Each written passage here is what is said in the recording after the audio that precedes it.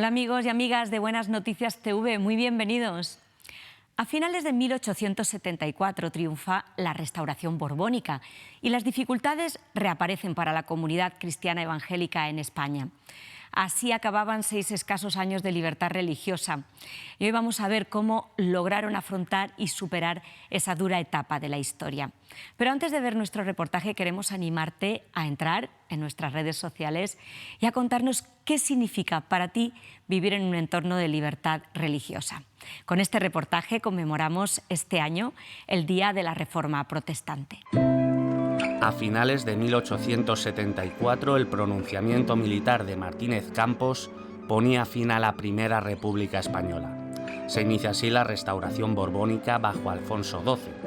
Poco después se promulga la Constitución de 1876, que reconoce al catolicismo como religión oficial del Estado. Desde entonces, los evangélicos solo dispondrían de tolerancia siempre que realizaran sus cultos en privado, sin expresiones públicas de fe.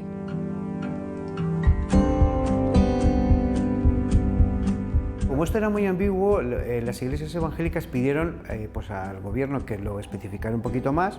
Pensamos que estaba Cánovas del Castillo en esta restauración borbónica, y entonces hubo un pequeño, ampliación del artículo que venía a decir que no se pueden hacer ceremonias religiosas, poner carteles, ni ninguna manifestación externa. Y la interpretación de este hecho quedaba en manos del clero local y de los gobernantes locales. ¿Esto qué significó en la práctica? Pues que esa interpretación llevó a muchísimas restricciones. Lo que se hizo fue cometer todo tipo de tropelías, atropellos e injusticias, sobre todo con los protestantes en España. Durante la etapa previa del sexenio democrático, el movimiento protestante se había extendido por España. Gracias a la libertad religiosa, cuenta ya con más de 100 iglesias y otros tantos colegios.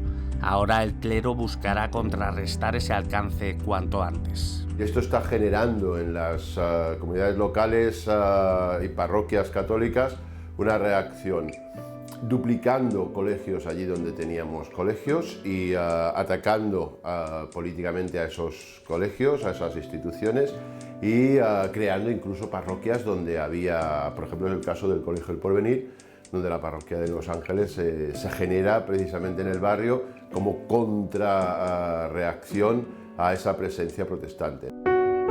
En la esfera civil, los evangélicos también vivían dificultades.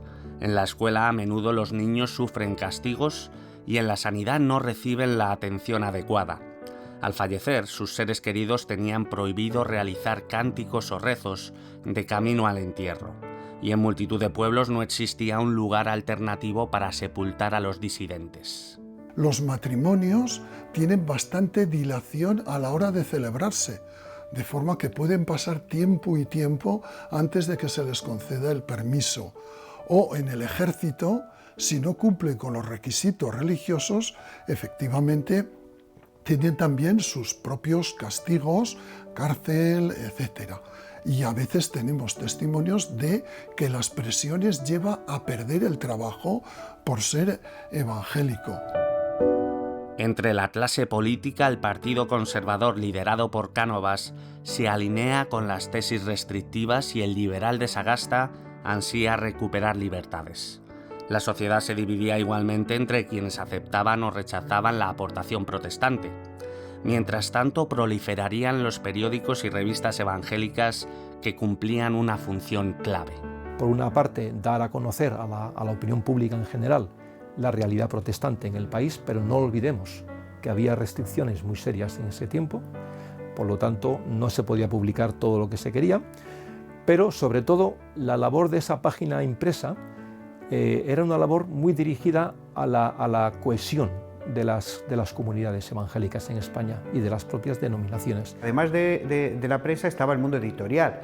La familia Flinders vio importantísimo crear materiales escolares, pero también reeditar, incluso traducir los clásicos reformados españoles, y fue una gran labor que hizo la familia Flinders a lo largo de toda su vida, creando también la librería nacional y extranjera, en la que no solo se publicaba, sino también se vendían estas obras.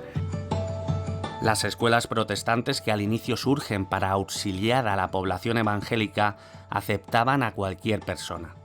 En aquella época continúan con su esfuerzo en la alfabetización. El 70% de la sociedad española no sabía leer ni escribir.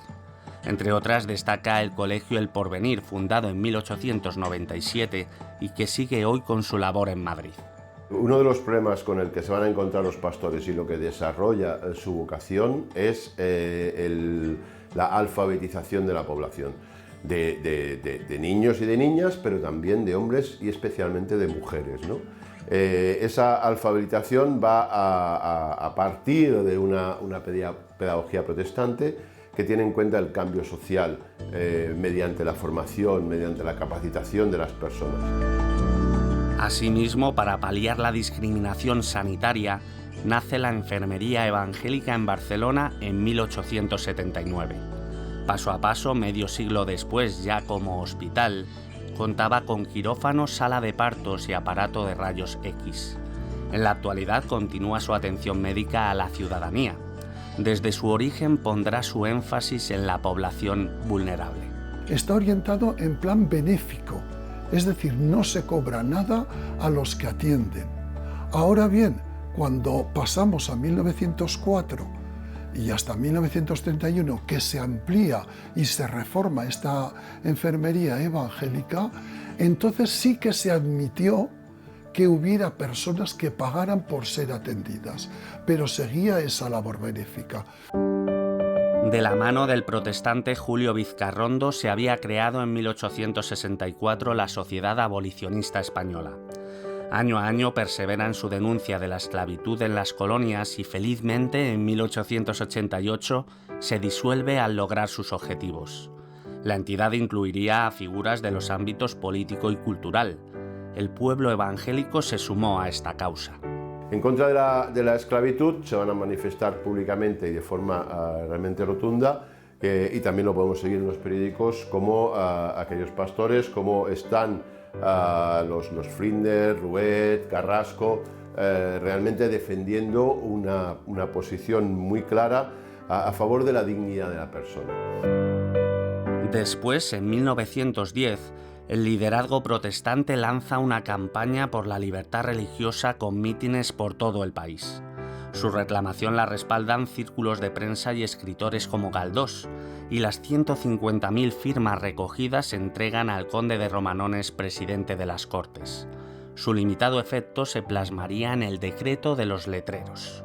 Concedía algo realmente importante, que las iglesias evangélicas pudieran tener en el exterior una cruz, un pez, un rótulo que pusiera iglesia evangélica, es decir, que se pudieran significar. No te puedes imaginar en la prensa del momento la polémica que se alzó porque la denominada buena prensa o prensa tradicional puso el grito en el cielo diciendo que era una humillación para la inmensa mayoría de los españoles. Ese trabajo de unidad prosiguió con distintas iniciativas. En 1919 se celebra el primer Congreso Evangélico Español. En su organización, al igual que en la mencionada reivindicación de derechos, juega un papel esencial la Alianza Evangélica Española. Se celebraba por la mañana normalmente en varios templos evangélicos y luego por la tarde se solía hacer en un cine que se llamaba X y luego como la clausura más importante se hizo en el Teatro de la Comedia, ¿no? Pero fue un acto que congregó a casi 1000 personas, que sobre todo puso las bases para el crecimiento unificado para los próximos años, ¿no? Y esta alianza, que reunía a las diferentes familias protestantes en España, tenía un propósito muy claro. Por una parte, la defensa de los propios evangélicos ante la situación de atropello que podían vivir en sus contextos, en sus diferentes contextos, pero sobre todo la defensa de la libertad religiosa y de conciencia. Diversos factores obstaculizarían la expansión del movimiento evangélico durante la Restauración borbónica, entre ellos la tolerancia vigilada, el laicismo y su rechazo a la religión, o la dificultad para llegar con el Evangelio a las clases altas.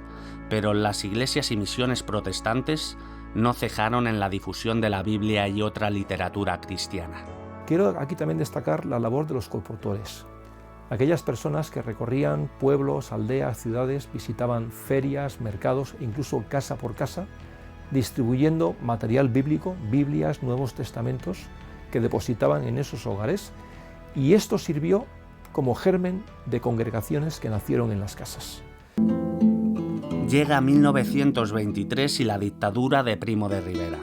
Entonces se suspende la Constitución del 76 y la comunidad evangélica no dispondrá siquiera de esas escasas garantías. Con todo, gracias a la consolidación del movimiento protestante, mantiene su apuesta por un cambio de modelo de sociedad que va más allá de la petición de libertad religiosa. Y va a ser público la búsqueda de una educación universal, va a ser público y va a estar presente en los periódicos la búsqueda de una recuperación, sobre todo en la época de la dictadura de Primo de Rivera, de la libertad religiosa, pero también llegarán a participar también de las luchas del sufragio femenino. En el último medio siglo, la inestabilidad política y el deterioro económico también afectaron al pueblo evangélico. Varios millones de españoles emigrarían a América en busca de oportunidades. Al comenzar esa etapa se congregaban unas 10.000 personas entre miembros y simpatizantes. Al concluir, el doble, un aumento más lento pero progresivo. ¿Cómo lo podemos o lo deberíamos ver? Lo que ha ocurrido en estos años es asentarse las bases fundamentales del protestantismo español, frente a una tradición católica que es muy fuerte y que tiende a rechazar a todo lo que es protestante.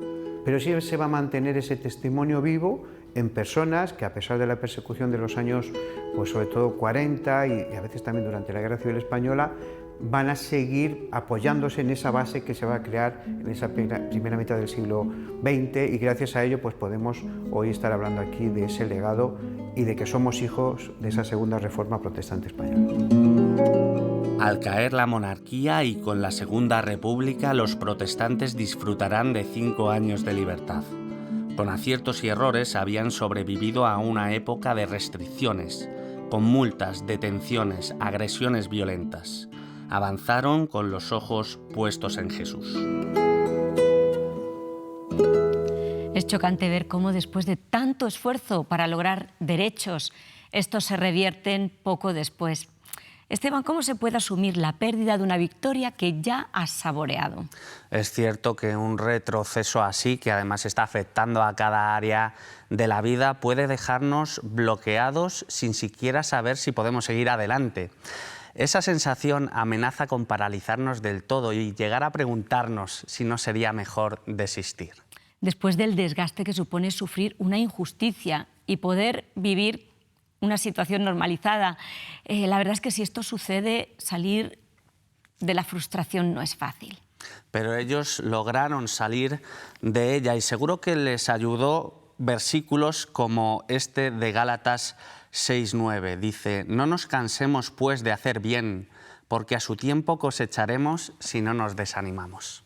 Este texto de la Biblia me recuerda a otro en el Salmo 126. En el versículo 5 dice que los que sembraron con lágrimas, con alegría segarán. Dios nos promete sus bendiciones en medio de las dificultades. Así es, Beni. Algunas bendiciones, como las de recibir fuerzas cuando es imposible tenerlas, o experimentar un consuelo sobrenatural, se pueden vivir casi en el mismo momento. Otras llegarán más tarde y, si no es así, brillarán en todo su esplendor cuando un día nos encontremos cara a cara con Dios. Lo que Él nos pide es que perseveremos en la fe, que sigamos caminando e imitando cada día más el estilo de Jesús. Esto sin duda le agrada y su voluntad es buena para nosotros, pero también para la sociedad, cuando con palabras y hechos transmitimos con valentía el mensaje de arrepentimiento y perdón, de reconciliación con el Dios de amor que ha transformado nuestra vida. ¿Y tú has leído ya con humildad los evangelios para ver si ese Jesús es un Jesús vivo? Nos tenemos que marchar, pero no sin antes animarte a leer la Biblia. Gracias a la labor de las iglesias evangélicas y a la generosidad de la Sociedad Bíblica de España, podemos regalarte esta Biblia. Si todavía no tienes una, llámanos ahora al teléfono 673-466-366 y te la haremos llegar gratis. Y si formas parte del Club de Amigos, vamos a sortear en esta ocasión este libro, Éxodo, Libertad para servir a Dios, un libro de estudio de Anthony Billington que nos llega gracias a la generosidad de la editorial Andamio. Muchas gracias por vuestra atención y no lo olvides, tú vales mucho para Dios.